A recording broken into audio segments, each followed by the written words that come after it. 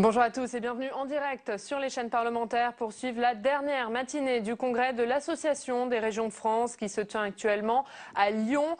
Dans quelques instants, vous suivrez en direct les discours de clôture d'Alain Rousset, le président de l'Association des régions de France, et de Marie-Lise Lebranchu, la ministre de la réforme de l'État et de la décentralisation. Et la décentralisation, c'est justement le thème de la table ronde que je vous propose de suivre.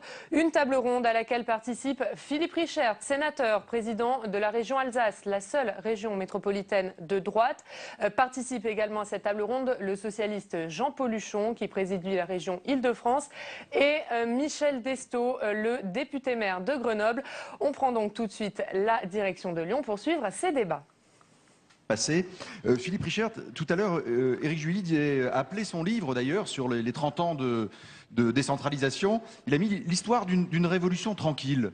Vous, la révolution tranquille, on a l'impression que vous l'avez mettez en œuvre aussi. Ce qui se passe en Alsace est une expérimentation grandeur nature et pour le coup invente aussi un nouveau mode de fonctionnement. Est-ce que vous pouvez nous dire comment ça se passe? Quelles sont les résistances? Il y aura bientôt un référendum d'ailleurs sur cette nouvelle organisation du Conseil de l'Alsace. Et puis, qu'est-ce que vous en attendez concrètement en termes d'efficacité, de décision, de mise en œuvre des politiques régionales? En gros, tout ce qui vient d'être dit, on est au cœur du sujet. Ce que M. Raymond disait il y a quelques instants, c'est la réalité du territoire. C'est la réalité de ce que nous vivons.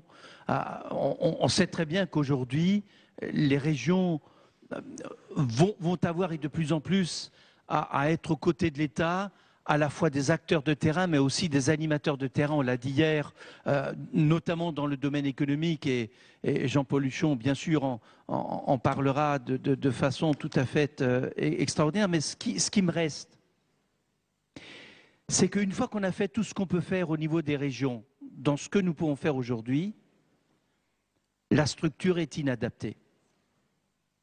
On est au milieu du gué. Quand on regarde aujourd'hui et se compare à ce qui se fait en Allemagne, les budgets de toutes les régions ensemble, et je pense à l'Île-de-France, bien sûr avec un budget entre 4 et 5 milliards, ce qui est considérable, mais vous avez des régions chez nous, la région Alsace, un budget de 700 millions d'euros. Je compare avec les voisins, bien sûr l'Allemagne est un pays fédéral, mais quand même, le Land de Bade-Wurtemberg, 38 milliards, 39 milliards. On voit bien que nous sommes dans des situations tout à fait différentes. Comment voulez-vous que nous puissions, à la fois dans le rôle d'animation avec les autres collectivités et dans ce rôle stratège qui nous est donné par la loi, aller jusqu'au bout de nos responsabilités si nous restons des nains, non pas politiques, mais en termes de moyens? Et donc on ne peut pas rester simplement à nous dire on continue et puis un jour viendra, ce sera le grand jour. Donc ce qu'on s'est dit, c'est que dans la situation dans laquelle nous sommes en Alsace, c'est une petite région, il ne faut pas l'oublier, 2 départements, une belle connotation identitaire. Nous nous sommes posé la question, est-ce que ce n'est pas le moment de mettre ensemble les conseils généraux et le conseil régional pour faire une collectivité au lieu d'en avoir 3? Et on l'a mis dans la loi, c'est possible. Sauf que premièrement, il faut que les 3 collectivités soient d'accord, notamment les 3 présidents, pour n'en avoir plus qu'un après. Ça, c'est le plus dur. Savez-vous, quand on a 3 directeurs généraux pour n'en avoir plus qu'un après, c'est compliqué aussi. Oui, c'est dur aussi, oui. Je vais vous dire... Il y en a peut-être dans la salle d'ailleurs. Et je vais vous dire que lorsque une telle collectivité se construit, elle va nécessairement sur le territoire prendre du poids. Ce qui fait que les autres collectivités vont la regarder de façon bizarre en disant mais est-ce qu'ils ne vont pas faire une centralisation régionale à la place de la décentralisation que nous voulions? Est-ce qu'ils ne vont pas nous prendre une partie de notre pouvoir, nous marcher sur les pieds? Donc on voit toutes les difficultés. Bien, malgré ces difficultés, les 3 collectivités se sont réunies dans ce qu'on appelle le congrès et on a voté 101 voix pour, 1 voix contre, 19 abstentions. Toutes tendances politiques confondues. Deuxième étape, chaque collectivité doit redélibérer chez elle pour confirmer que la collectivité est d'accord pour aller vers la collectivité unique. On l'a fait, les 3 ont délibéré. Ensuite, il a fallu demander l'avis au comité de massif vosgien, à savoir si les Vosgiens, si les Jurassiens sont d'accord que nous fassions ça. On l'a obtenu d'accord. Maintenant, il faut qu'on redélibère pour aller sur le fond dans notre organisation. Et ensuite, il faut qu'on fasse un référendum où il faut que 50% des Barinois et 50% des Haut-Rhinois qui votent donnent leur accord. Mais il faut qu'on ait 25% des inscrits dans chaque département qui soient d'accord. Je ne sais pas si vous vous rendez compte, la course d'obstacles qu'on nous a mis en place. À l'époque, j'étais dans la majorité.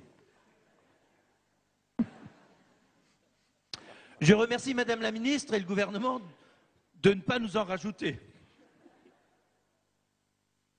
On va demain réunir de nouveau le groupe projet qui réunit les conseillers généraux, les conseillers régionaux, les parlementaires, Assemblée nationale, Sénat, les représentants des grandes agglomérations, le Césaire et les parlementaires, ça je l'ai dit, pour voir si nous continuons et dans quelle direction. J'espère qu'on va réussir à se mettre d'accord. Ensuite, on réunit le congrès des 3 assemblées pour se mettre d'accord sur la question à poser et sur le document d'accompagnement. Et a priori, on fera le référendum le 7 avril si Madame la Ministre nous donne son accord. C'est elle qui doit l'initier. On va lui poser la question après. Je ne sais pas si vous vous rendez compte, professeur Raymond, vous parliez du besoin de faire. On a envie de le faire. On a fait des sondages quand même pour savoir si les Alsaciens étaient d'accord. Les 3/4 des Alsaciens sont d'accord. Mais quelle succession d'étapes pour réussir à se donner cette efficacité dans un territoire qui peut aider la France à bouger les lignes? Parce que comme cela vient d'être dit, si on ne le fait pas aujourd'hui, je ne vois pas quand on le fera. Et très souvent, je posais la question à mes collègues, essayons de réfléchir à ce que doit être une loi. Une loi, très souvent chez nous, on l'a fait pour répondre aux questions d'hier, à la limite d'aujourd'hui. Mais une loi, le principe de base, c'est qu'elle doit aussi nous préparer pour le futur. Nous, aujourd'hui, vous voyez, dans ce petit territoire, l'Alsace, on a, bien sûr, au Conseil général du Bas-Rhin, une direction de l'action économique avec un directeur, ils sont bons. Au Conseil général du Haut-Rhin, une direction de l'action économique avec un directeur, ils sont bons. À la région Alsace, chez moi, évidemment, une direction de l'action économique avec un directeur, ils sont bons. Puis nous avons, très bon. Et une direction et ensuite, nous avons une agence de développement économique du Bas-Rhin avec un directeur. Une agence de développement économique du Haut-Rhin avec un directeur. Et une agence régionale avec un directeur. 6 structures pour l'économie dans ce petit territoire de l'Alsace. On croit vraiment que dans 20 ans, ça marche encore ce truc? Et la même chose pour le tourisme. Alors ça ne veut pas dire qu'on va essayer de prendre le pas sur les autres collectivités, mais si nous, on ne le fait pas, quand on demande dans les conjonctures actuelles de difficultés économiques majeures à nos concitoyens de faire des efforts d'efficacité, de se serrer la ceinture, quoi. Et si nous, on ne donne pas l'exemple, est-ce qu'on peut encore être crédible? Donc on essaye de le faire, mais tout ce que je peux vous dire, c'est que c'est compliqué. C'est compliqué. C'est compliqué parce que c'est compliqué administrativement, mais c'est compliqué aussi politiquement. Parce que bien sûr, si moi je le porte, vous savez bien, je suis l'une des régions qui n'est pas exactement de la même majorité que les autres régions de France. Pas exactement. Pas exactement. Bah, du coup, le débat est là. Est-ce que ça se passe bien entre régions, hein. L'ARF, il n'y a pas que les choses soient claires. Hier, un journaliste me demandait, vous n'êtes pas intervenu, ça veut dire quoi? Bah, ça veut dire que je suis d'accord, sinon je l'aurais dit. Sur ce qui s'est fait hier et les autres. Donc, mais le gros problème, c'est qu'on doit dépasser les clivages. Vous voyez, dans notre pays, on continue d'être sur des clivages. Eh bien, si demain on fait ce Conseil d'Alsace, le projet que nous avons, c'est d'un côté d'avoir l'Assemblée délibérante. Et dans cette Assemblée délibérante, à part le président, eh bien, les vice-présidents seraient élus à la proportionnelle. Pour que les minorités ou l'opposition puissent être présentes dans la gouvernance de l'ensemble. Et puis nous allons élire aussi un exécutif qui sera différent du délibératif. Genre de gouvernement régional pour mettre en place, et lui évidemment il sera monocolore. Ou en tout cas, ou une gouvernance en tout cas qui lui sera de la même couleur pour être cohérent. Ben voilà, on est là-dedans à définir, et si tout va bien, eh bien on arrivera demain à se mettre d'accord, on arrivera le 24 novembre au congrès des 3 collectivités à se mettre d'accord, et on arrivera, je l'espère, à pouvoir porter, je compte sur toi Marie-Lise, pour que le 7 avril on puisse porter ce projet au niveau d'un référendum, et ça nous permettra de réaliser tout ce qui vient d'être décrit, en tout cas une bonne partie, et je suis persuadé que lorsque nous l'aurons fait, même si ce n'est pas transposable, ça fera bouger les lignes. Merci.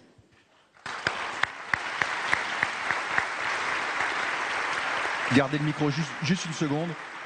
Dans les différentes étapes de validation, et on sent bien le parcours du combattant, à chaque fois c'est un vrai processus démocratique, de consultation, etc. Est-ce que les différentes étapes que vous avez évoquées au début, au moins les premières, sont des étapes de validation, ou est-ce que déjà vous concevez les processus, les modes de fonctionnement avec les différentes personnes concernées? Quand vous décidez de fusionner 6 administrations ou 6 services, est-ce que ces services-là contribuent, travaillent eux-mêmes aussi à la façon dont ils vont travailler ensemble, agir ensemble, alors, en réalité, dans leur mission? Pour rapidement faire la synthèse, au niveau de ces 3 agences économiques, les 3 agences touristiques,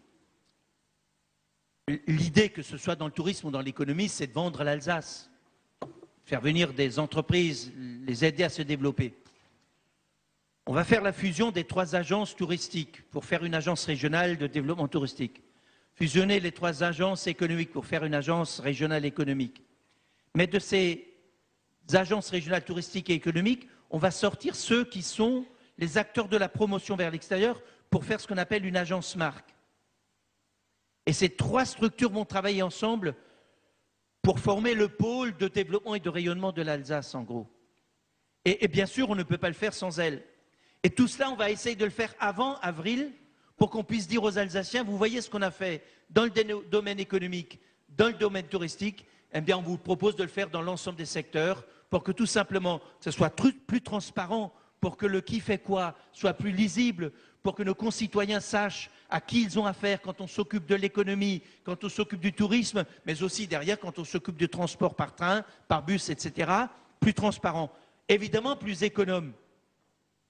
Aujourd'hui, les conseils généraux sont devant une situation terrible parce qu'il faut financer notamment toute la partie sociale et qui préempte de plus en plus les finances départementales.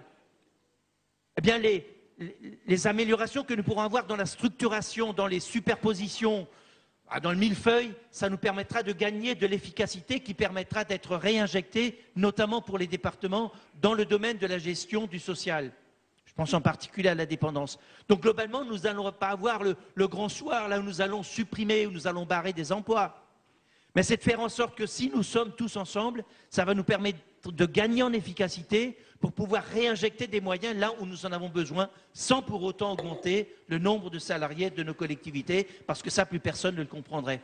Donc ce n'est pas une suppression d'emplois, mais c'est une réorganisation interne en fonction des besoins, se rassembler pour pouvoir être plus proche du territoire et pour être davantage présent sur les nouveaux grands enjeux que nous devons accompagner. Quand je regarde les différentes agences dont j'ai parlé tout à l'heure, si nous les regardons individuellement, c'est chaque fois 5-10 emplois.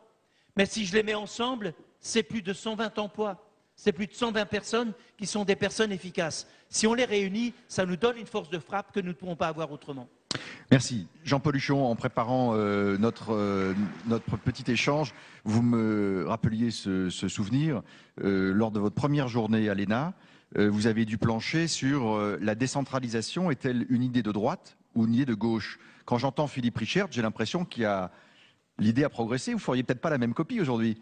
Certainement pas, mais surtout, ça m'a donné des idées, ce qu'a dit Philippe. Je vais proposer tout ça à Bertrand Delanoë.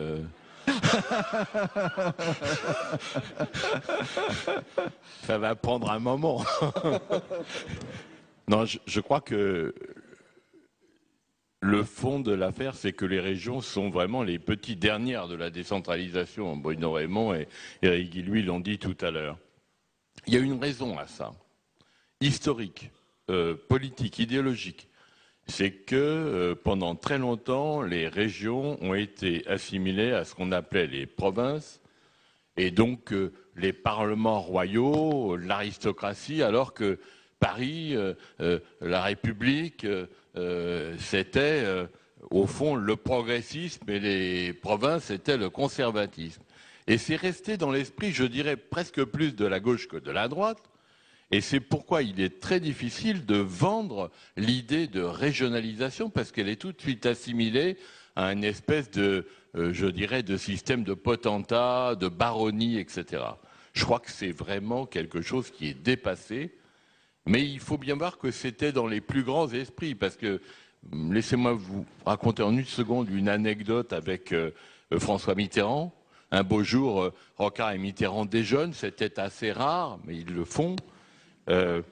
Mitterrand demande à Rocard quel est votre grand chantier en ce moment, et Rocard avait vu le préfet de région Philippe, qui lui avait dit il faut vraiment faire un schéma directeur pour la région, parce que c'est vraiment très désordre, tout ça.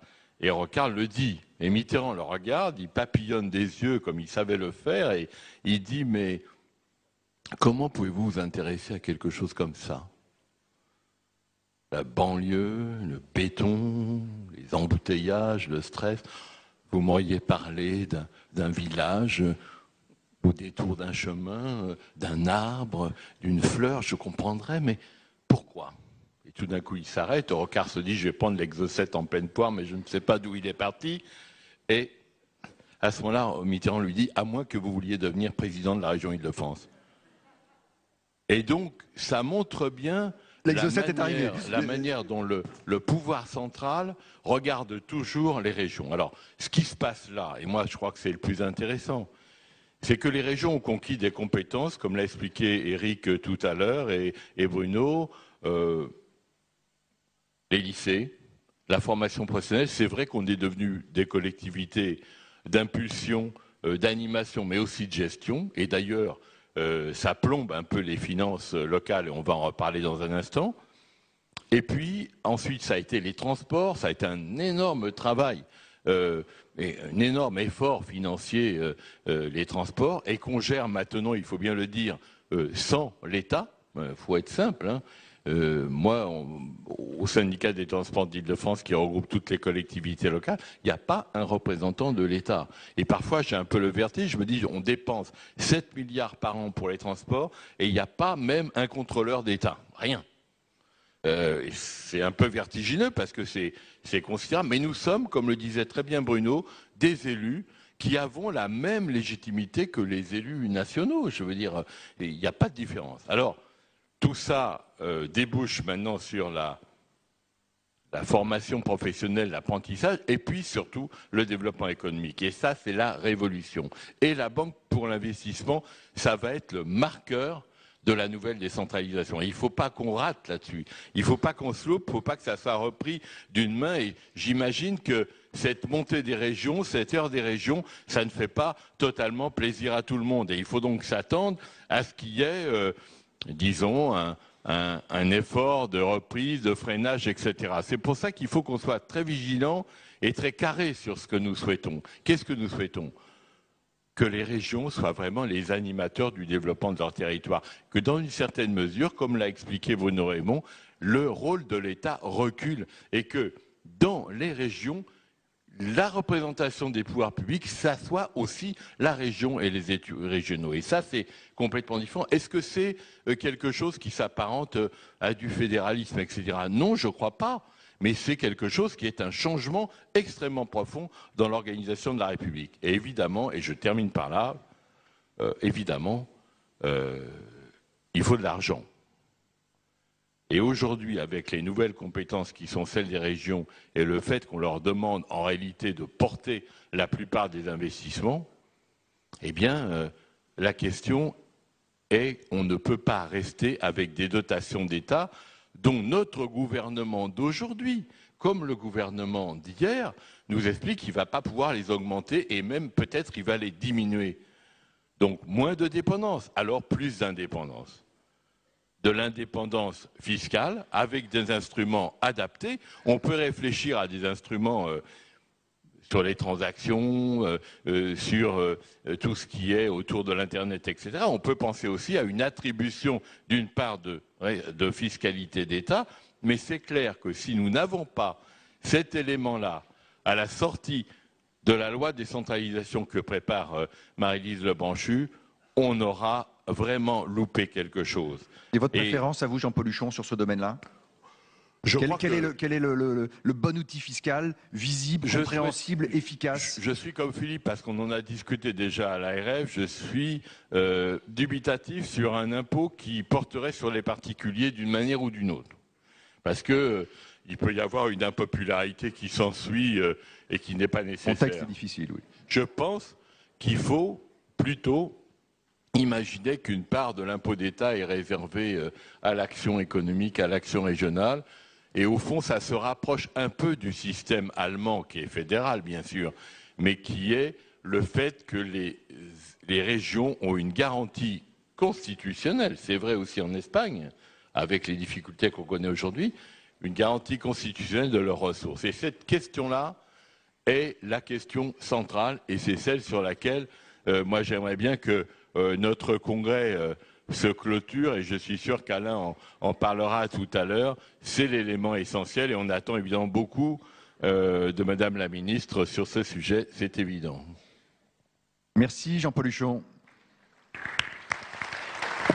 Michel Destot, comment le maire de Grenoble, vous qui avez fait du développement économique aussi votre priorité, comment vous voyez la montée en puissance, l'émergence des régions sur ce sujet-là?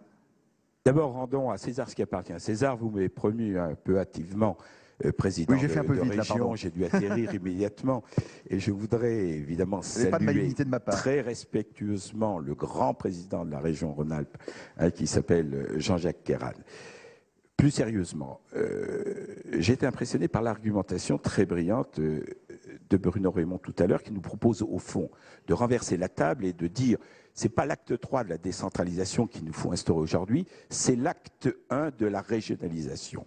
Et si vous me permettez de dire mon accord avec cette proposition, en la nuançant peut-être, parce qu'il faut trouver l'accord pour faciliter le travail de Marie-Lise Lebranchu, en disant qu'on pourrait se mettre d'accord sur l'acte 1 de la territorialisation. Bien sûr, toutes les collectivités territoriales sont égales de par la loi, sont égales parce que le président de la République a décidé qu'on en reviendrait à la compétence générale pour toutes les collectivités. Mais il y a des territoires qui sont plus égaux que d'autres. Si nous faisons du développement économique et de l'emploi la priorité des priorités pour le développement de notre pays et pour la relance de la construction européenne, il n'y a pas de doute qu'il y a des territoires qui sont plus égaux que d'autres. Ne pas comprendre que les régions doivent avoir un rôle essentiel, un rôle moteur en ce qui concerne le développement économique et l'aménagement du territoire, en particulier pour l'implantation de toutes les entreprises, notamment les PME, PMI, qui demandent un tissu de répartition sur l'ensemble de notre territoire national à travers d'une régionalisation renforcée avec les moyens qui vont avec. Permettez-moi de dire que ça ne peut pas se faire contre les autres collectivités ou contre les autres territoires. Et de ce point de vue, vous comprendrez qu'en tant que président de l'association des maires des grandes villes, ce qui ne veut pas dire que je veux opposer les grandes villes aux villes moyennes ou aux petites villes, les espaces urbains aux espaces ruraux, tout on doit avoir leur place, leur rôle, mais de le faire de façon à ordonner les choses dans cette priorité qui, pour moi, doit être celui du développement économique et de l'emploi, qui veut dire de la solidarité, puisque l'emploi, c'est la première des préoccupations et la première des solidarités aux yeux de nos concitoyens. Et de ce point de vue, je crois que les grands pôles urbains, là où se concentre l'innovation, l'université, la recherche, les pôles de compétitivité doivent pouvoir dialoguer avec les régions pour permettre, si j'ose dire, une synergie où on additionne les capacités justement pour booster nos entreprises. Je le vois en tant que maire de Grenoble, il est évident que les capacités que nous avons en matière d'innovation de transformer des PME, PMI en entreprises de taille intermédiaire avec une capacité d'exportation ou une capacité de création d'emplois, évidemment un levier essentiel dans le développement économique dont il faut pouvoir se servir. Sinon, ce serait évidemment quelque chose d'incohérent.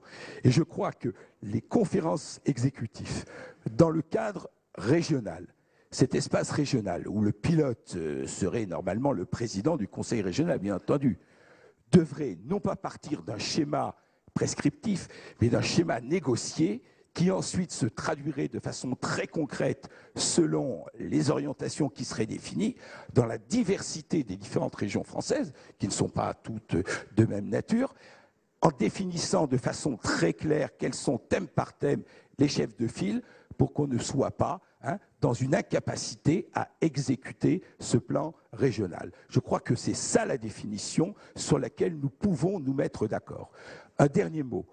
pour vous dire, nous ne pouvons pas continuer comme ça. La commission Balladur avait fait de bonnes propositions, notamment l'émergence des régions, l'émergence aussi des métropoles, ces grands pôles urbains qui ont une réalité dans le concert international, une réalité parce que la compétitivité aujourd'hui force un certain nombre d'engagements qui sont des engagements qui dépassent notre cadre national.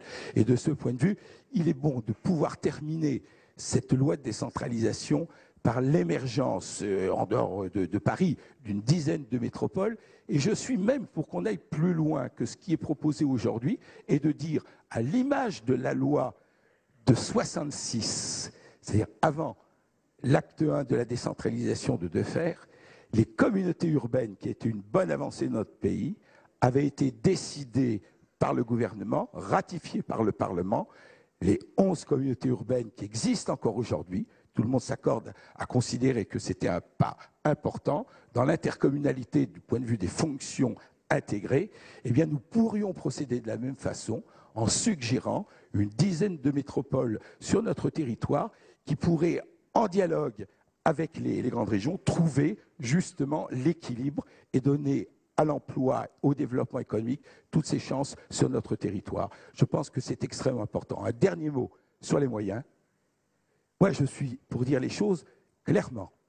S'il n'y a pas de lien fiscal entre notamment les régions et les entreprises, eh bien, on perd toute possibilité de créer cette logique de développement qui est nécessaire.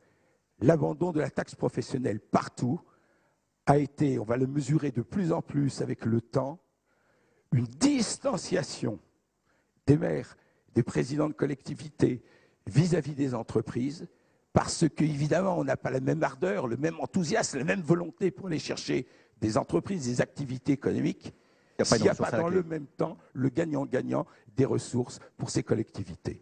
Et je crois qu'en termes de fiscalisation et de fiscalité locale, ça doit être, je crois, le moteur qui doit nous animer dans la réforme fiscale.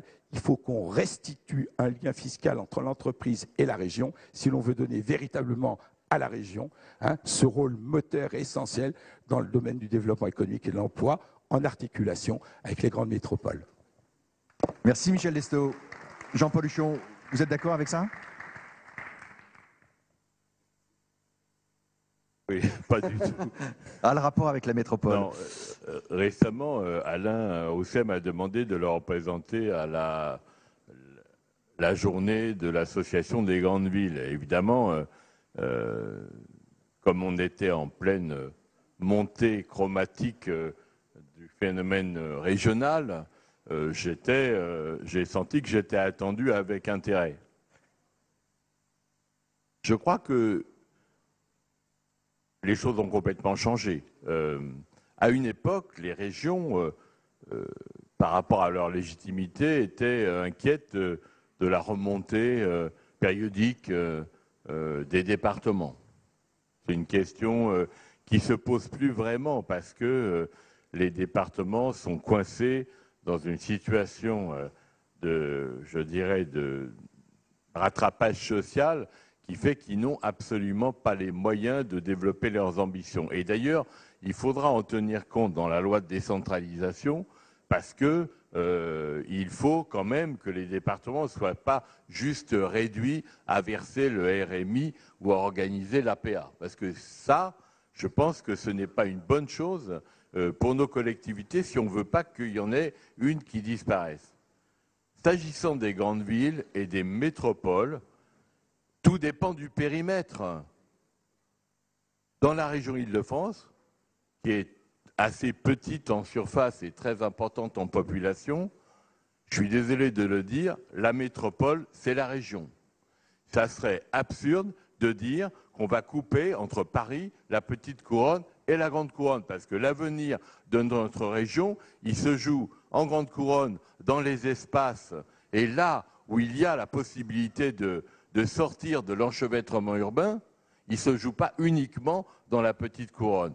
Et donc, moi, la métropole parisienne, ça peut être, on a évoqué l'idée, y compris avec Bertrand Delanoë, on essaye de la porter sur les fonds baptismaux avec Marie-Lise Lebranchu, un pôle métropolitain qui traiterait les problèmes qui ne sont pas traités en termes de compétences par ailleurs. Parce que, si vous voulez, on ne va pas se mettre à faire une communauté urbaine à Paris alors que les transports sont déjà affectés totalement à la région. Ça n'a pas de sens. On ne va pas non plus se mettre à faire du développement économique distinct dans la métropole de la région, parce qu'il faut bien assumer la totalité des difficultés de la région. Donc, moi, je ne suis pas pour la guerre entre collectivités. Je pense qu'il faut, comme le dit Michel, trouver les moyens d'une répartition juste. Et d'ailleurs, ça ne me gêne pas du tout. Je sais qu'on n'est pas tous d'accord à l'ARF sur la question de la conférence des compétences entre les territoires. On n'est pas tous d'accord. Mais très franchement,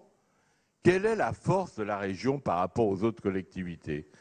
C'est d'être capable d'assurer cette espèce de synergie, de regroupement, de catalyse de l'ensemble des acteurs sur le terrain, notamment à travers le développement économique. Et donc, moi, je n'ai pas du tout peur de discuter avec Patrick Devedjian ou Bertrand Delanoë des compétences à répartir.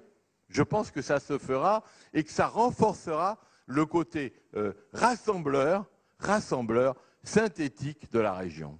Et c'est sa force. Il nous reste 2 minutes. Michel Destot et Philippe Richert. Oui, je crois que toute loi qui se veut universelle, à mon avis, va dans le mur. On a une telle diversité de nos régions et des situations que je crois que ce serait folie de vouloir travailler de cette façon-là. Paris est un cas à part. Effectivement, je ne dis pas Paris, l'Île-de-France est une région à part. Il y a des régions où vous avez plusieurs pôles métropolitains possibles. Je pense à Marseille et à Nice. Excusez-moi de penser aussi à Lyon et à Grenoble. Et il y a d'autres régions où on n'a pas la même richesse en termes de pôles métropolitains qui peuvent dialoguer avec les régions. Je n'en citerai aucune. Et je pense que ce serait folie que de ne pas tenir compte des diversités en essayant de jouer intelligemment pour tirer l'ensemble vers le haut. J'en dis pas plus, mais je crois qu'on aurait intérêt à regarder la France en face et non pas la France telle qu'on peut se l'imaginer avec des lois théoriques qui ne peuvent pas s'appliquer partout. Philippe Richert. En gros, je vais dans la même direction. D'abord, un point sur les ressources des collectivités, notamment les ressources des régions. Très difficile de remettre un impôt sur les entreprises, parce que je crois que nos entreprises aujourd'hui ont besoin qu'on allège tout ce qui pèse sur elles, parce que la compétitivité, c'est essayer de leur donner les moyens de respirer un peu plus. Le deuxième point, c'est sur cette question de la diversité. Ce qui vient d'être dit sur Paris, l'Île-de-France, à d'autres niveaux, vous pouvez le retrouver ailleurs. Nous sommes toujours partis dans l'idée que la France devait être administrée partout. Tout à l'heure, les responsables qui ont parlé avant nous l'ont évoqué dans la vision que nous avions, y compris inscrit dans la Constitution. C'est-à-dire que nous devons avoir partout, dans tout le pays, exactement les mêmes structures, la même façon de fonctionner, les mêmes niveaux de collectivité, la même organisation territoriale. Je pense qu'aujourd'hui, nous devons être capables d'ajuster en fonction de la réalité des territoires. Très souvent, on dit que les régions de France sont trop petites par rapport à ce qu'on regarde, par rapport à ce qu'on trouve ailleurs. Quand vous regardez l'Allemagne, vous avez le pays tsar, il n'est pas tellement plus grand que ce que nous avons chez nous, etc. Et vous en avez beaucoup d'exemples. Ce qui compte en réalité, c'est regarder comment entre l'État d'un côté et les autres collectivités on réorganise. Je veux quand même rappeler qu'entre le budget de l'État, si on enlève ce qui est reversé aux collectivités, c'est 280 milliards. Toutes collectivités confondues, c'est 220 milliards. L'État, lui seul, a plus de moyens que toutes les collectivités confondues. Et en plus, il a l'initiative et l'État à la conclusion parce que c'est lui qui contrôle tout. Il faut qu'on sorte de cette logique et à faire en sorte qu'on puisse laisser de la liberté d'organisation au niveau de chaque région. Ce qui est sûr qu'aujourd'hui, c'est que la région peut jouer à la fois un rôle acteur de terrain, mais c'est aussi, et de plus en plus, un rôle d'animateur de terrain. Et ce rôle d'animateur de terrain, parce qu'il ne le connaît pas assez bien, l'État ne peut pas le jouer. Et là, l'État doit être capable de le transférer aux régions qui jouent ce rôle, bien sûr en complémentarité avec les agglos, bien sûr là où les départements continuent de jouer un rôle avec les départements. Mais la région doit grandir à ce niveau-là, parce que la réforme de notre pays l'exige. Merci. Merci à vous trois, messieurs. Et je passe la parole à Alain Rousset.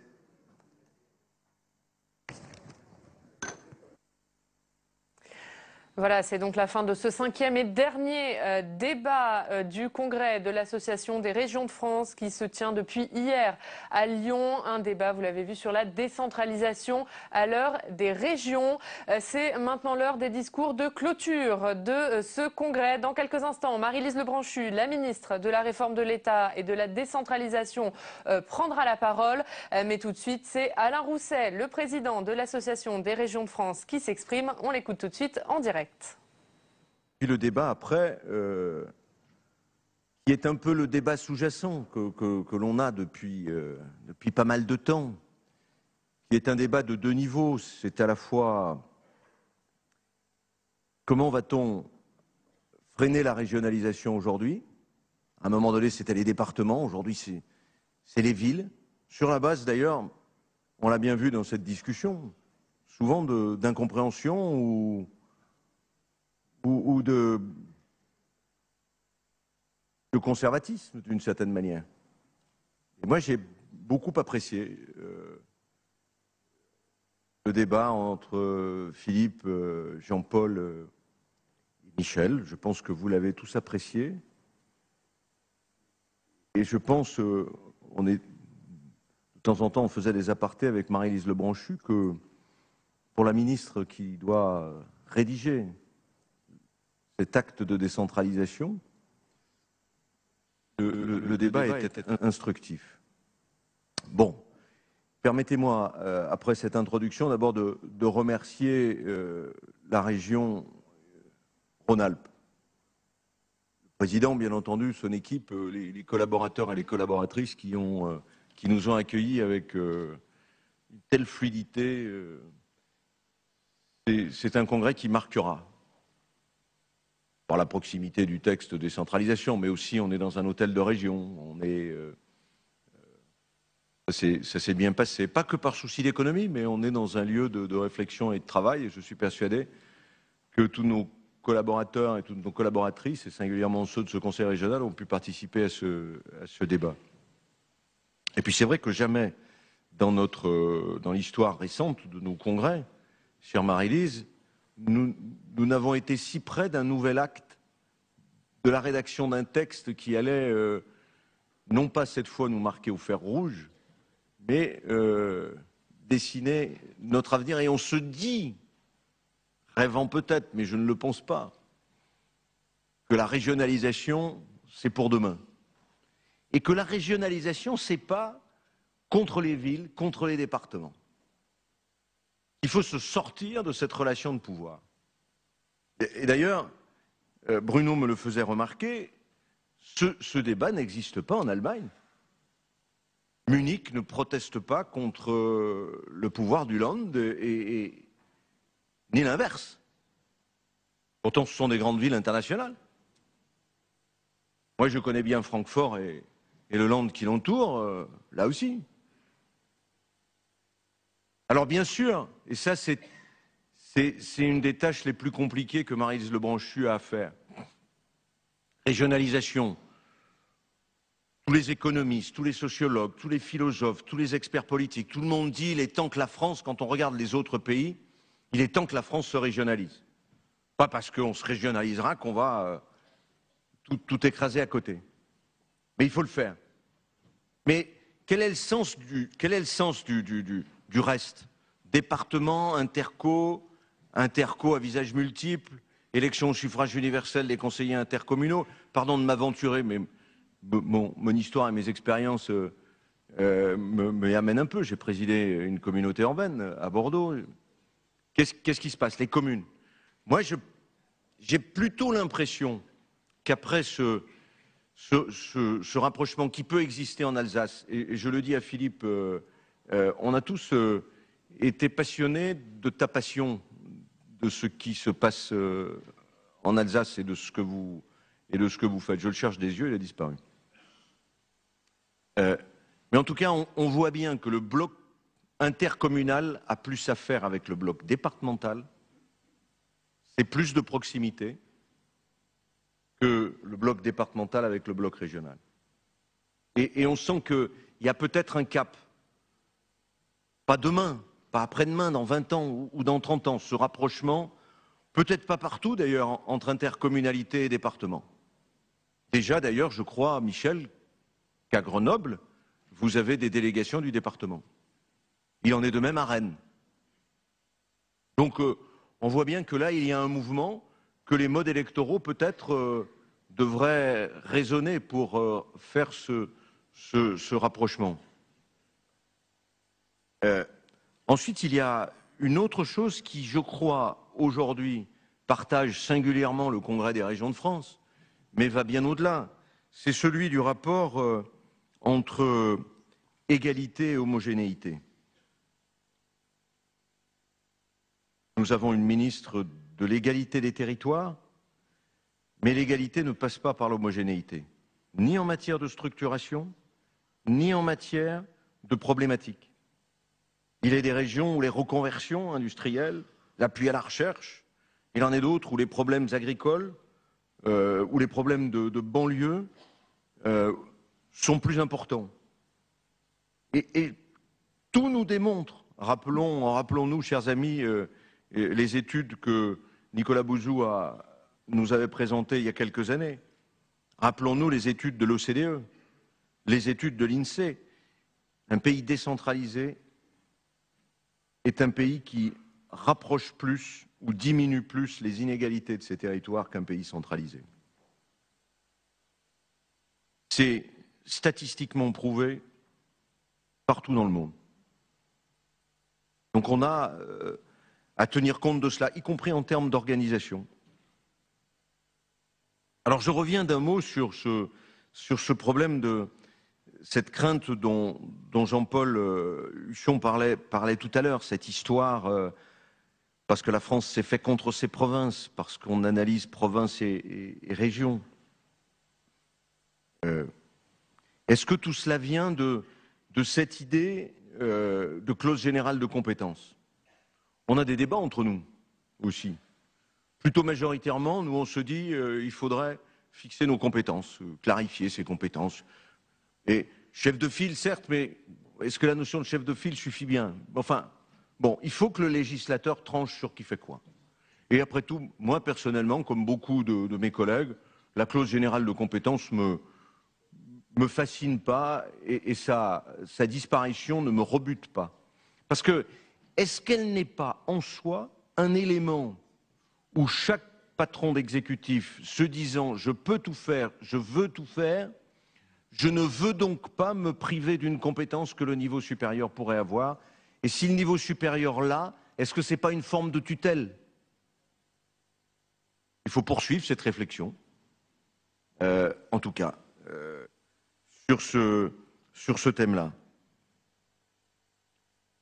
Troisième ou quatrième observation, mais ça, il me semble que le président de la République a tranché, il faut choisir entre déconcentration et décentralisation. Ça suffit de dire on déconcentre ou on décentralise et on déconcentre. On ne peut pas maintenir les doublons d'abord et on ne peut pas ne pas avoir confiance aux élus des territoires. Jean-Paul l'évoquait tout à l'heure et Bruno Raymond l'avait évoqué. Après tout, le mode d'élection des régions est un mode d'élection qui vaut aussi au niveau national. Nous sommes élus au suffrage universel, il en est de même pour les élus municipaux, pour les maires. Il y a une légitimité. Est-ce que cette légitimité ne doit pas pousser à plus de responsabilité? Décentralisation, pour nous, c'est responsabilisation. Et à un moment donné, ça suppose qu'il y ait une petite révolution avec la représentation de l'État sur les territoires. Alors je sais, Marie-Lise va me dire, chaque fois qu'on prononce le mot d'Alain Rousset devant un membre du corps préfectoral, il y a un petit frémissement. Il faut évoluer. Les membres du corps préfectoral ont beaucoup de talent, de valeurs humaines. Est-ce qu'il faut maintenir l'appareil d'État tel qu'il est aujourd'hui? Pour moi, ma réponse est non. Parce qu'on gaspille du talent humain.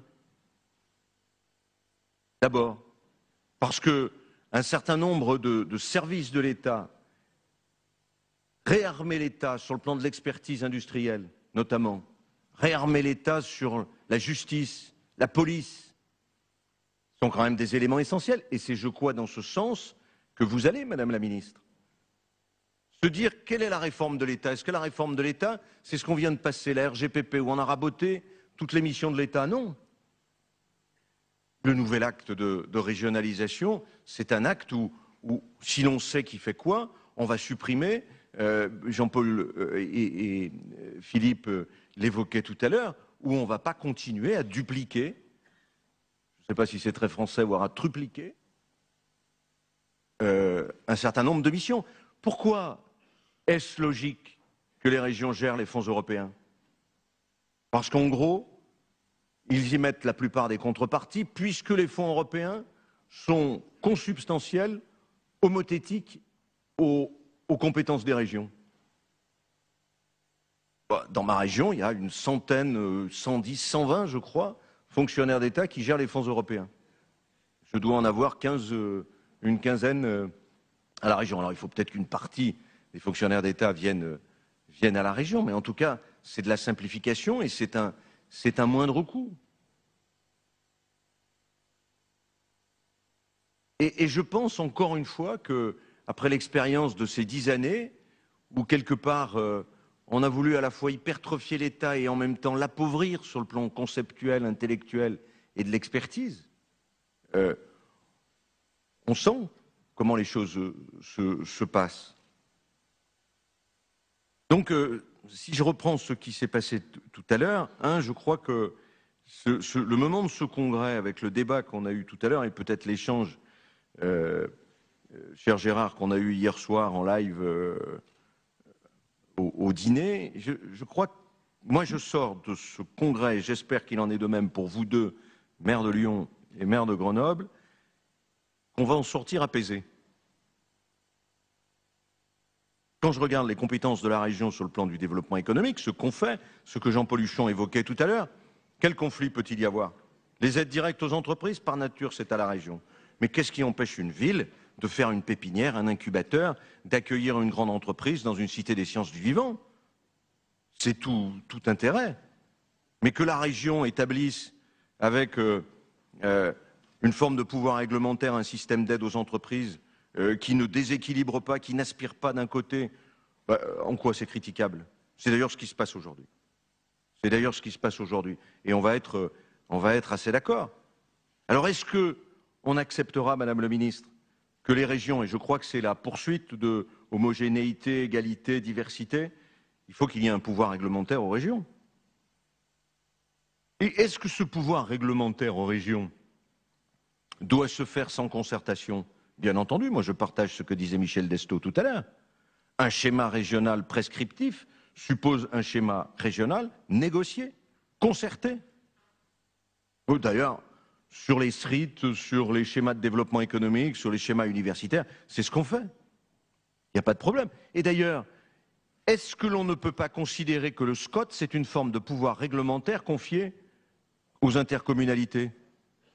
Est-ce que formuler le terme pouvoir réglementaire aux régions, c'est vraiment une révolution, alors qu'il existe déjà dans les collectivités locales, et notamment au niveau intercommunal, pour le droit de l'urbanisme? Pas de problème là-dessus. Donc je crois qu'on peut, encore une fois, considérer que cette matinée nous aura fait beaucoup progresser. Il y a un certain nombre de points durs, bien sûr, chère Marie-Lise Lebranchu, sur la position des régions. Compétences de formation. Je pense que c'est la logique. On ne peut pas continuer à ne pas faire en sorte que les régions soient les interlocuteurs, et je pèse mes mots, des partenaires sociaux dans la compétence de formation. Parce que ce qu'on ne mesure peut-être pas complètement, c'est que derrière cette régionalisation, il y a une petite révolution du dialogue social qui s'amorce. Et je le dis aux partenaires sociaux, organisations syndicales comme patronales, c'est que demain, comme la puissance de feu de la formation est dans les OPCA, nous, à la limite, nous aurons 20% du dispositif. Mais il faudra que l'on mette ça en place pour ajuster la formation des infirmières et de leur nombre, pour ajuster la formation des salariés, pour poursuivre la sécurisation des parcours professionnels, qui est si important. On le fera en partenariat pour essayer de relier le monde de la formation au monde de l'entreprise. C'est cela qui va se passer. Parce qu'il est quand même complètement scandaleux qu'en France, en 2012, on ait encore des entreprises qui n'investissent pas parce qu'elles disent « je ne pourrai pas recruter ». Ou qu'il y ait autant de chômeurs. Et ça, c'est le job que les régions doivent assumer. Parce qu'elles sont les plus légitimes à le faire. Je reste dans la formation, la carte des formations. Il faut qu'on la fixe, cette carte des formations. Et je pense que là, avec Vincent Payon, avec Thierry Repentin, on a un vrai accord. Avoir cet interlocuteur, encore une fois, je reviens à ça, qui est la région, qui connaît les entreprises, qui connaît les formations, qui peuvent faire en sorte qu'il n'y ait pas de hiatus entre les deux, de formation qui soient des impasses, est important. Formation. Deuxièmement, la BPI. Jean-Paul Huchon l'a dit tout à l'heure, je ne fais que reprendre ce qu'il a dit. Mais la régionalisation de la BPI est un élément essentiel de la réussite de ce nouvel acte de financement. Le président de la République a toujours été étonné, et il nous le disait, Jacques Coxiette, à moi, à d'autres, quand on lui faisait rencontrer des entreprises pendant la campagne électorale, en disant « mais ils se tournent plutôt vers les régions ». Les présidents de région, oui. Oui, l'accompagnement des PME, la croissance des PME, ça passe par là. C'est pas, il ne s'agit pas de dire on désarme l'État, il y a des grands programmes, il y a des grandes stratégies. Mais nous aussi, on les porte. Il faut bien qu'à un moment donné, on regroupe ces besoins des PME. Quand on reçoit pour une aide à l'innovation, une aide à l'équipement, une aide à la formation, les entreprises, elles ont souvent des besoins en fonds propres. Elles vont avoir des besoins de garantie, y compris pour l'export. C'est ce panel d'ensemble de croissance des PME. Et la BPI est un élément essentiel.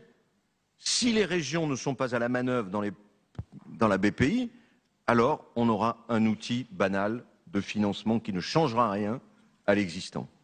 Si la capacité de décision à haut niveau et rapidement, comme l'a dit d'ailleurs Jean-Pierre Jouyet hier, ne se prend pas, alors il n'y aura pas de changement.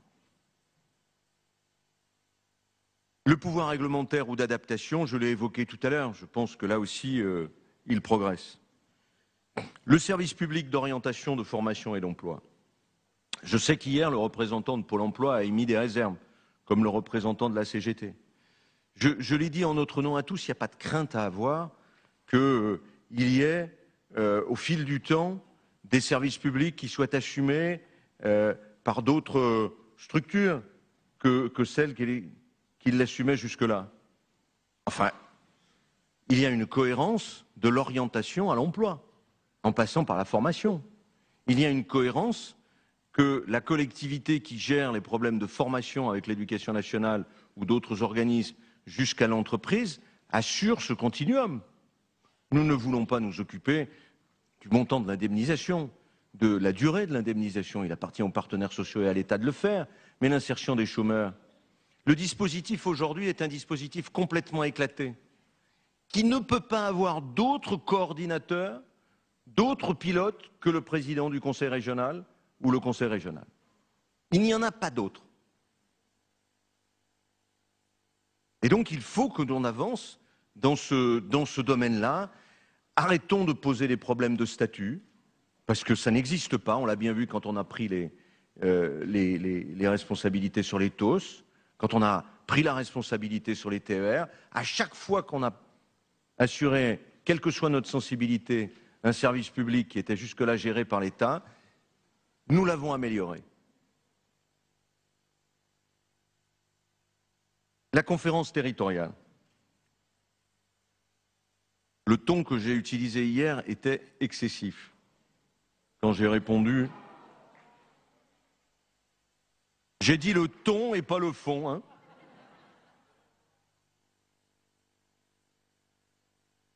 Pourquoi? S'il s'agit de poursuivre, comme l'a dit Jean-Paul tout à l'heure, la conférence des exécutifs que nous animons et réussissons, pas de problème. Même si les expériences de certaines d'entre nous amènent parfois à des doutes. Mais bon, Mais s'il s'agit de créer une assemblée avec une présidence tournante qui viendrait par définition dire à la région ce qu'elle doit dépenser, à quel taux et sur quelle ligne politique, ce serait complètement contradictoire avec la répartition des compétences. Il appartient au président de région d'animer cette conférence des exécutifs. Et ce n'est pas une conférence décisionnelle. Il y aura toujours des éléments interstitiels. Qui va s'occuper de l'eau? En Bretagne, le conseil régional est en avance. Qui va s'occuper du foncier? Bien sûr, il y aura toujours naturellement des problèmes que la précision des compétences va nous amener à diminuer. Mais si nous en faisons un espèce de Sénat interlocuteur de l'Assemblée régionale, sans nous. Donc le fond n'a pas changé. Mais le ton était plus sympa. Hein.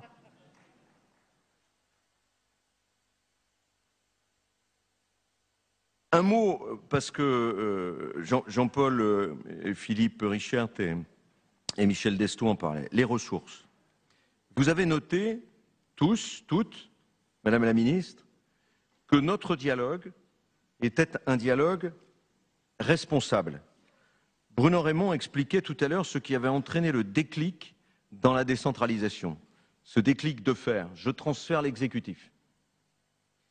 Nous avons considéré, on en a beaucoup débattu entre nous, que ce qui était essentiel aujourd'hui, dans la crise, mais parce qu'aussi il fallait dessiner l'avenir, c'était quelles compétences la région pouvait non pas réclamer, mais pouvait demander la finition. On a un bout de formation, jusqu'où allons-nous? Le développement économique, la recherche, quel est notre rapport aux universités? Bon, c'est donc par les compétences que nous avons pris les problèmes. Nous sommes donc pleinement, audibles. On est pleinement en droit de dire aujourd'hui, déjà notre système de ressources est complètement garrotté. Nous sommes la seule collectivité qui ne dépendons que des dotations de l'État, la TIPP étant à la fois régressive et garantie et n'étant pas proportionnelle au prix de l'essence. Donc on est vraiment, à part la carte grise, et alors je ne vous dis pas les résultats des immatriculations.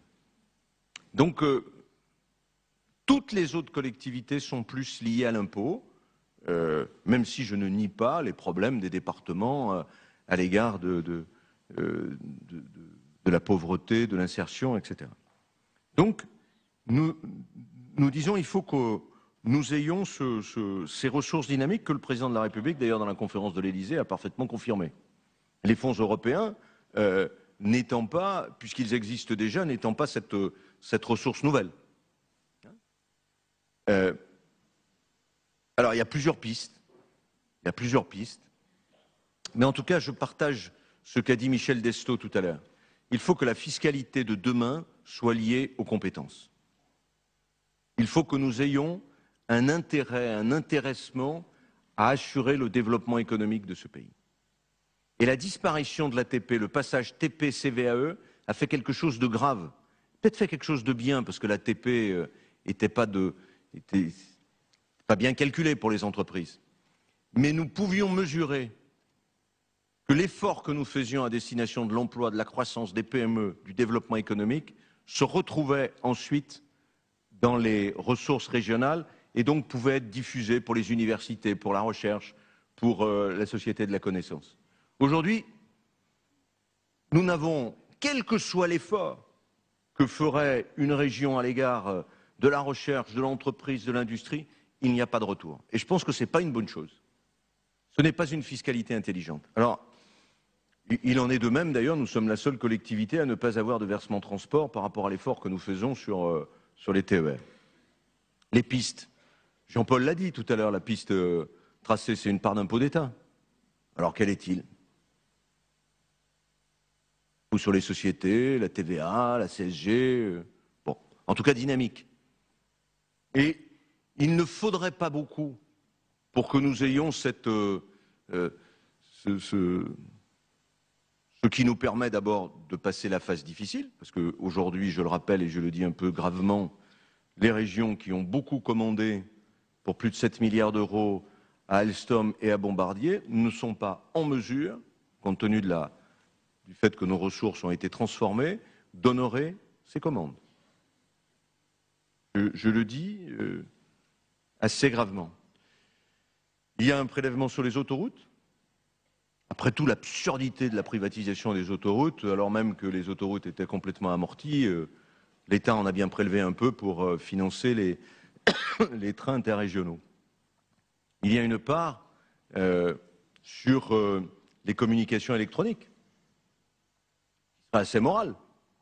Les régions financent les réseaux, elles développent les usages, et il n'y a pas de retour pour les régions. Voilà quelques pistes. Elles ont été soumises il y a 2 ans de ça, déjà, au ministère des Finances. Je vous les livre, Madame la Ministre.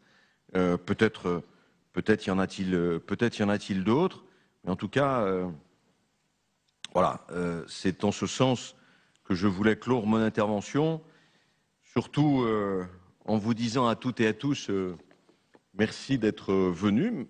C'est, je crois, la première fois, le premier congrès où, à la fin de son congrès, il y ait autant de monde qui reste sur les bancs de l'Assemblée.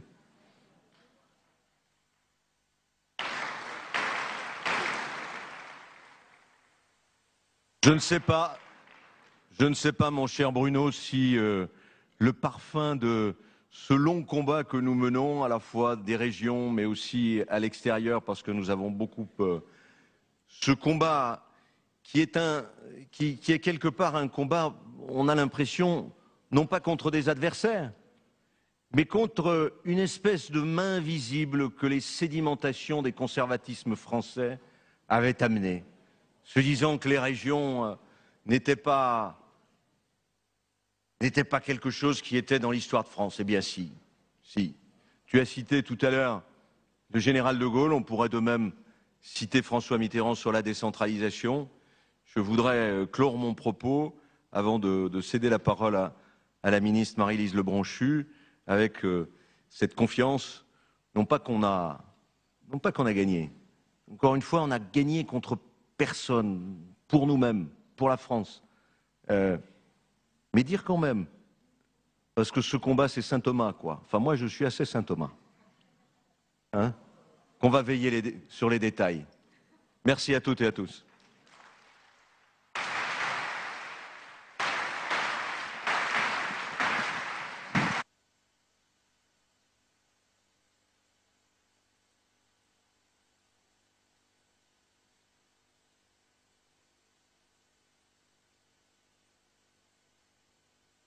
Naturellement, s'ils sont tous restés, cher Alain Rousset, c'est parce que j'arrive. Voilà. Je ne sais pas si le micro est à bonne hauteur. Merci, Monsieur le Président, cher Alain Rousset. Je salue bien sûr l'ensemble des présidentes, il n'y en a pas encore beaucoup, des présidents, des conseillers régionaux. Je salue le maire de Lyon, parce que j'ai eu la chance hier, marchant dans sa ville, de voir qu'on n'a peut-être pas assez regardé ce que se faisait ici d'exemplaire. Lorsque tu n'étais pas encore maire, cher Gérard Collomb, tu avais déjà compris que l'anticipation à la fois urbaine et économique était la clé d'un avenir. Et c'est vrai que les quartiers que tu as conçus sont aujourd'hui extraordinaires, et ceux qui auront le temps cet après-midi sans doute auront plaisir à aller voir ce que j'ai pu constater. Je salue aussi Michel Destot. Alors je ne salue pas tout le monde, parce qu'autrement, là je m'arrête, parce qu'autrement je vais faire une bêtise, sauf bien sûr le président des comités des Césaires, parce qu'ils ont un rôle important. Je salue les organisations syndicales, les personnels, vos directeurs qui sont tous excellents, comme l'a rappelé Philippe Richard tout à l'heure. Bref, je salue tout le monde et je vous remercie de m'accueillir pour votre 8e congrès des régions de France. Merci à toi, cher Jean-Jacques Carane, de nous accueillir en Rhône-Alpes dans le temple de tes délibérations. Et c'est vrai aussi que Rhône-Alpes, pour nous, est exemplaire. Les régions, vous le savez, ne me sont pas étrangères. Je connais leurs atouts, leurs préoccupations. Je connais leur ancrage aujourd'hui, bien établi, constitutionnellement reconnu dans le paysage institutionnelle de notre République. Et j'ai bien entendu la demande d'un pas supplémentaire, d'un pas décisif. De toute façon, je le dis à tous les présidents et à tous les conseillers régionaux qui sont ici, ne pas entendre Alain Rousset est strictement impossible, parce qu'il est toujours là, et qu'on ne peut pas oublier que les régions de France ont beaucoup de choses à dire. Vous demandez plus de responsabilité. L'État, de son côté, a besoin des régions de France métropolitaine et d'outre-mer. Il en a besoin parce que des régions responsabilisées dans leurs compétences, c'est aussi un État mieux recentré sur ses missions. C'est le sens même du ministère dont j'ai la charge, réformer l'action publique, mettre en cohérence le rôle et les outils de l'État avec les missions et les initiatives des collectivités locales dans les régions. Vous dites, décentraliser, c'est d'abord réformer l'État. Pour moi, décentraliser et réformer l'État sont les deux versions d'une même démarche, deux leviers qui s'activent en même temps.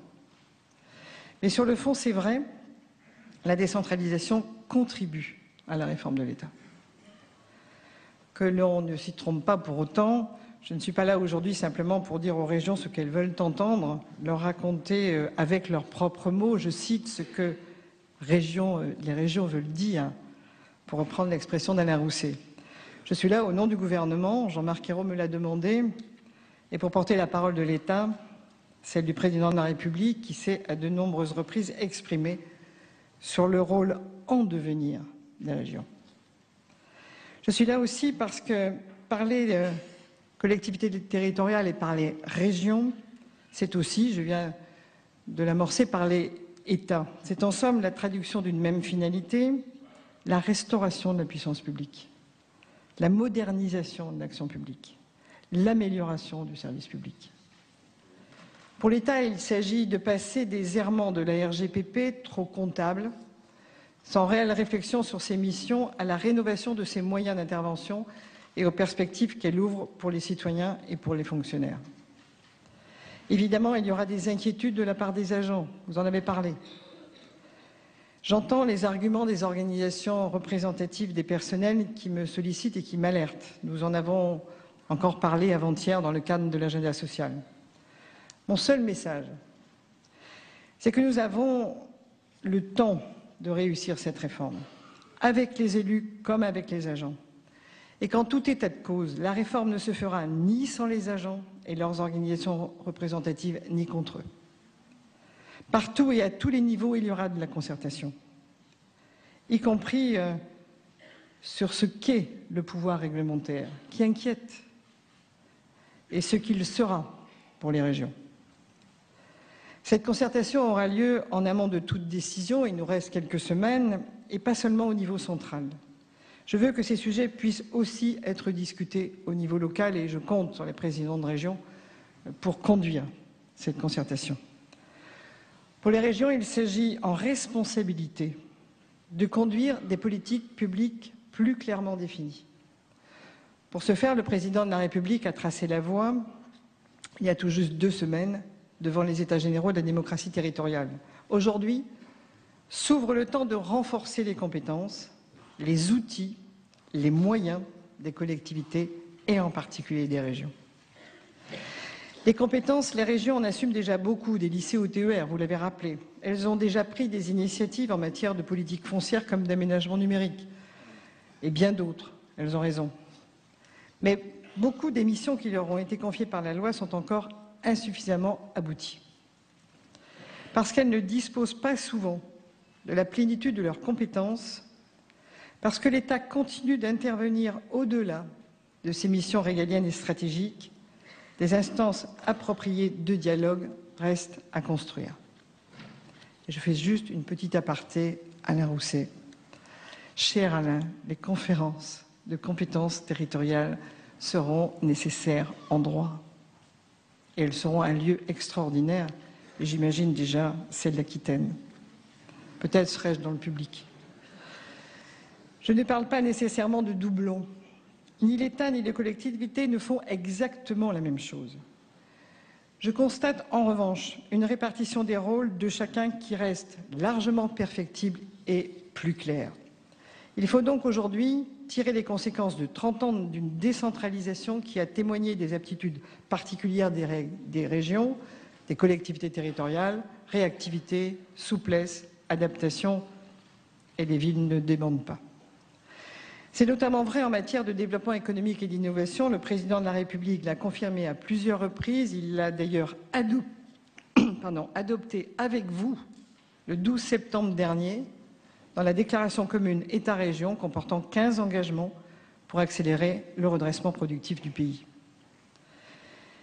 Il s'agit, je cite, de transférer aux régions l'ensemble des politiques en matière d'aide et de soutien aux PME, de faire de la notion de chef de file non pas une déclaration de principe, mais une réalité pour le développement économique comme pour l'innovation. Il s'agit simplement de leur faire confiance dans leur capacité à faire naître, avec les acteurs économiques de nos territoires, la croissance économique de demain. Il s'agit de ne plus tout attendre de l'État en matière de développement et d'emploi, d'attendre en revanche beaucoup d'une République décentralisée, où chacun joue son rôle pour accompagner les initiatives des entreprises et leur permettre de se développer. Les régions le font déjà, elles devront le faire plus encore. J'ajoute, parce que nous sommes à Lyon, parce que nous sommes en Rhône-Alpes, cher Jean-Jacques, et parce que ça touche un peu à ce qui a été dit tout à l'heure sur la clause de compétence générale. J'ajoute ici que les communes, les départements, les régions sont désormais des acteurs majeurs du financement public de la culture en France. Près de 7 milliards d'euros consacrés d'abord au financement d'une offre culturelle de qualité pour tous les citoyens. C'est à partir des collectivités territoriales et des régions. Et ici, vous avez voulu en faire un exemple que chacun, bien évidemment, regarde avec intérêt. C'est une réussite qui a fait développer une économie de la culture au service de la démocratie culturelle. Cher Jean-Jacques, vous avez été pionnier. Je pense que tout cela maintenant, j'espère en tout cas, fera tache d'huile. Mais je reviens à d'autres exemples, comme les pôles de compétitivité. J'ai visité hier, en compagnie de Jean-Louis Gagnaire, le pôle de compétitivité Imaginov, qui vient récemment d'être évalué dans la catégorie des pôles performants et qui a son origine dans un élu local qui n'était, comme je le disais tout à l'heure, pas encore maire et qui s'appelle Gérard Collomb. Qu'ai-je notamment constaté ? J'ai constaté que le fonctionnement est financé à 53% par la région et à 12% par l'État. Le reste étant apporté par le Grand Lyon. Et si ce pôle réussit, c'est certes avant tout grâce aux entreprises qu'il fédère, mais c'est sans doute parce que la région est là, avec le Grand Lyon. Et cher Michel Destot, on pourrait parler d'autres pôles dans ta région. J'insiste sur ce point, je suis très attentive à la question des transferts de compétences au sein des pôles de compétitivité, au nécessaire renforcement de leur effet d'entraînement pour les PME et, sur ce point qui me tient à cœur, à la détermination par les régions elles-mêmes de leur stratégie de filière, de leur stratégie d'excellence, de leur stratégie d'innovation. En conséquence, une meilleure participation des régions interlocutrices privilégiées des PME peut légitimement être envisagée dans la définition de la stratégie de développement des pôles comme dans leur évaluation. Ainsi, en matière de développement économique, comme pour d'autres compétences, les régions seront donc confortées. Leur rôle sera clarifié. Et avec les métropoles, j'y reviendrai, sans doute avons-nous beaucoup de pas à franchir. Mesdames et messieurs les présidents, mesdames et messieurs les conseillers régionaux, nous avons tout à gagner de votre audace. Il est logique, dans cette stratégie de développement, donc de création d'emplois, que vous soient proposées des compétences rénovées, élargies en matière de formation professionnelle et d'apprentissage, confortées en matière d'orientation et d'accompagnement des demandeurs d'emploi. Précisions données par Alain Rousset seront de nature à rassurer certains de nos agents. Le président de la République l'a confirmé le 5 octobre, à nous de travailler ensemble et avec chacun des ministres concernés, les conditions de la réussite de cette nouvelle organisation. Le contexte économique et social de notre pays, 3 millions de chômeurs en début de ce quinquennat, nous y oblige. Si les régions ont aujourd'hui l'occasion de participer davantage au redressement économique de la France, ce sera aussi pour elles une lourde charge à assumer. Cette responsabilité demandée imposera nécessairement, mais vous y êtes prêts, de rendre des comptes. Nous comptons sur vous, comme nous comptons sur la force de proposition des conseils économiques, sociaux et environnementaux régionaux, pour réfléchir, pour proposer, pour débattre de cette belle ambition qu'a le redressement de la France. Et parce que c'est une grande responsabilité à porter, et l'État doit aussi nécessairement veiller à l'égalité des territoires, vous accepterez cette évaluation nécessaire dans des instances à trouver, dont le Haut Conseil des territoires que le président de la République veut créer. Parce que c'est une grande responsabilité, celle-ci peut être partagée. Les métropoles, naturellement, devront emporter leur part. Le débat de tout à l'heure était limpide. Le fait métropolitain figurera d'ailleurs dans le projet de loi, comme le président de la République l'a annoncé aux États généraux organisés par le Sénat. Région et métropole ne s'opposent pas, elles se conjuguent, et je connais votre capacité à travailler ensemble. Mais je ne veux pas oublier ici les zones rurales. Je n'oublie pas ceux qui vivent dans ces territoires. Ils répondent à la grande question qui se pose pour 2050 de notre indépendance alimentaire, mais leur ambition dépasse largement l'agriculture. Ils sont au rendez-vous de l'innovation et de la croissance. Chaque espace, urbain ou rural, est indispensable à la France et son redressement. Certaines régions n'ont pas de métropole, mais elles seront, avec des villes moyennes, avec des villes un peu plus importantes, organiser cette marche nécessaire vers l'égalité des territoires, parce que chaque territoire de France est un facteur de production. Les départements en charge des solidarités sociales et territoriales ont aussi un rôle majeur à jouer, vous l'avez rappelé. La solidarité est pour moi clairement un facteur de compétitivité. Régions et départements ne s'opposent donc pas, ils se complètent. Et les conférences territoriales de l'action publique, chères à Alain Rousset, veilleront à l'articulation optimale des compétences transférées ou déléguées. Pourquoi ? Parce que si vous avez la compétence de développement économique, je le disais tout à l'heure en aparté avec Jean-Jacques Caran, il ne faut pas qu'un citoyen, parce que vous aurez confié à une ville, à une métropole ou à un territoire telle ou telle innovation, dise « Ah, ce n'est pas de sa compétence ». C'est tout simple, Alain. Il faudra simplement acter ce que nous sommes déjà aujourd'hui capables de faire. Il est donc de notre responsabilité, à nous les représentants de la puissance publique, État et collectivités, de faire notre possible pour que les démarches administratives, la recherche d'informations, le nombre d'interlocuteurs des entreprises soient plus lisibles et le plus simple possible. La modernisation de l'action publique, c'est aussi cela. Redonner des marges de compétitivité aux entreprises installées en France en améliorant leurs relations à la puissance publique. Vous avez raison de le dire aujourd'hui, c'est trop complexe.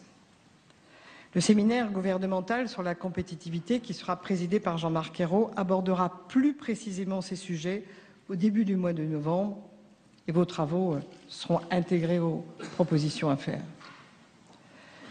J'ai parlé des compétences, il faut aussi parler des outils. Vous en connaissez les principaux, je pense d'abord à la gestion par les régions des fonds européens consacrés au développement de leur territoire. Ça ne fait plus débat. Je pense aussi naturellement à la Banque publique d'investissement. Les régions doivent y avoir toute leur place. Et pour 90% des projets, c'est à l'échelle des régions que les décisions devront être prises. Les régions dans la BPI, ce n'est pas une décision anodine. Leur présence dans les instances nationales et locales de cet établissement est tout autant légitime que celles d'autres experts ou d'autres administrations. J'entends ici, et où je lis, ici ou là, que certains pensent que cette banque, trop régionalisée, risquerait de devenir une sorte de jouet entre les mains d'élus davantage soucieux d'intérêts électoraux qu'économiques. Que ceux qui s'expriment ainsi viennent ici à la découverte de vos réussites, aillent en Aquitaine ou en Bretagne ou ailleurs, vérifier l'immodestie de leurs propos. Je travaille par ailleurs avec Anne-Marie Escoffier dans le cadre de la préparation du projet de loi de décentralisation à faciliter aussi la participation des régions au capital des entreprises, à la création, pendant une période de croissance, au moment d'un virage technologique ou d'une difficulté de marché. Les entreprises y auraient tout à gagner. Il ne faut pas passer 1 an, 2 ans, 3 ans pour attendre un décret en Conseil d'État. À nous de trouver les bons moyens en droit. Le président de la République a donc posé un calendrier. D'ici sa présentation au Conseil des ministres, le travail de concertation avec les associations d'élus, mais aussi avec les organisations syndicales, doivent encore se poursuivre avant son examen par le Parlement au début de l'année prochaine. Et je tiens à le dire, le débat parlementaire aura toute sa place. J'ai parlé de compétences, j'ai parlé d'outils et je n'ai pas parlé de moyens. C'est impossible d'éluder cette question. Les régions ont particulièrement souffert de la suppression de la taxe professionnelle, vous l'avez rappelé, en perdant quasiment toute autonomie fiscale. Elles doivent disposer des moyens adaptés pour accompagner leurs ambitions nouvelles. Elles doivent retrouver une part d'autonomie fiscale, c'est essentiel. De nombreuses pistes sont à l'étude. Rénover l'assiette des IFER, vous avez parlé des réseaux tout à l'heure. Adapter le financement de l'apprentissage. Envisager le transfert de nouveaux impôts nationaux. Vous le savez, j'y travaille avec Pierre Moscovici et l'ensemble du gouvernement. Vos propositions sont toujours les bienvenues et le plus tôt possible. En tout état de cause, une évolution des ressources des régions s'impose, donc elle nous oblige. Des régions responsables, c'est bien le message que je suis venu vous porter, responsables dans tous les sens du terme, et plus que jamais pour le développement de notre pays. Mesdames et messieurs, le président de la République l'a affirmé lors des États généraux de la démocratie territoriale, décentralisation et réforme de l'État vont de pair. Nous avons une ambition forte. Jean-Marc Ayrault le réaffirme régulièrement. Nous avons l'ambition forte de moderniser l'action publique. Pour certains d'entre nous, nous travaillons ce sujet depuis plus de 10 ans. Nous croyons à la modernisation de l'action publique, nous croyons à la décentralisation parce que nous considérons que les collectivités locales sont créatrices de croissance et d'emploi, qu'elles sont localement pertinentes pour participer au retour à l'emploi des personnes au chômage, qu'elles permettent l'orientation et l'accompagnement des plus jeunes, qu'elles contribuent à la cohésion sociale et à la protection des plus fragiles, qu'elles participent au plus près du terrain à la transition énergétique, qu'elles incarnent le réalisme et le bien fondé de la dépense publique, je le rappelle, en pleine période de crise, et malgré ce qu'on entend, 1 point de dépense publique peut générer 1 point de croissance. Ce ne sont pas mes chiffres, ce sont ceux de l'OFCE. Et moi, je suis fatiguée d'entendre que la dépense publique serait inutile. Au contraire. Pour mener à bien cette mission face aux besoins des citoyens dans le contexte de crise actuelle, nous ne pourrons pas nous offrir le luxe d'opposer les collectivités locales entre elles et d'opposer les collectivités à l'État. Chaque échelon devra être conscient de sa responsabilité qui est la sienne dans cette réforme. Et nous devrons aboutir à des compromis positifs, comme le dit le président de l'ADF, ou à des complémentarités nécessaires, comme le dit celui de l'ARF. J'ai toujours, moi, trouvé le sens du compromis, Anna. J'y œuvre jour après jour. Et je vous fais confiance. Je vous connais. Je sais que vous serez à la hauteur de cette ambition, vous serez au rendez-vous de la modernisation de l'action publique. Ne changez pas. Restez audacieux, pertinent, j'allais dire trop présent dans mon ministère.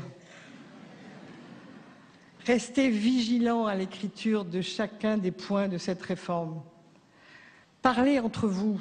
Ici, on en a l'exemple en région Rhône-Alpes. Le débat de ce matin le montre. C'est peut-être plus difficile en Île-de-France, Jean-Paul, mais soyons conscients que nous avons quelques semaines pour réussir cet accord indispensable avant que la loi ne tranche.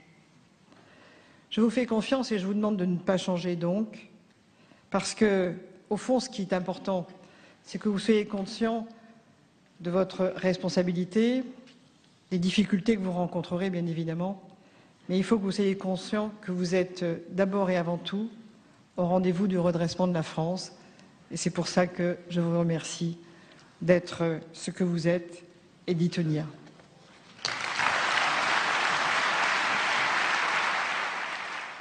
Voilà pour ce discours de Marie-Lise Lebranchu, la ministre de la Réforme de l'État et de la décentralisation, qui a donc conclu ce 8e congrès de l'Association des régions de France. J'ai bien entendu la demande des régions d'un pas supplémentaire, un pas décisif, a-t-elle déclaré, alors que les régions demandent des compétences supplémentaires, notamment en matière d'aide au développement économique ainsi qu'en matière de formation professionnelle. François Hollande, qui avait d'ailleurs déjà évoqué ce domaine de la formation professionnelle lors de son discours de clôture des États généraux de la démocratie territoriale, où il s'était alors prononcé pour le transfert des régions de l'ensemble des attributions de l'État en matière de formation professionnelle. Marie-Lise Lebranchu, qui a également parlé de la BPI, la Banque publique d'investissement, elle a abondé dans le sens d'Alain Rousset à ce sujet. Alain Rousset, le président de l'ARF, qui demande et qui estime que la régionalisation est essentielle dans la réussite de ce nouvel acte de financement. Et puis Marie-Lise Lebranchu, qui est revenue sur le projet de loi de décentralisation, puisqu'elle est chargée de rédiger ce projet de loi sur la décentralisation. Nous avons le temps de réussir cette réforme, a-t-elle déclaré. La concertation aura lieu à tous les niveaux. Un projet de loi qui sera finalement présenté au Conseil des ministres début 2013, puis examiné par le Parlement au cours de l'année, en commençant par le Sénat. Voilà donc pour ce discours de Marie-Lise Lebranchu qui a conclu ce 8e congrès de l'Association des régions de France. Nous y reviendrons bien sûr lors du journal de 19h. Prochain rendez-vous ce week-end sur Public Sénat, Talent des Cités, la remise des prix Talent des Cités qui aura lieu demain dans l'hémicycle. Un événement à suivre en direct sur notre antenne à partir de 11h. Et puis dimanche, l'événement politique, le lancement officiel du nouveau parti de Jean-Louis Borloo, l'UDI. Un lancement à suivre en direct et en intégralité sur les chaînes parlementaires à partir de 10h30. Très bonne journée à tous sur Public Sénat.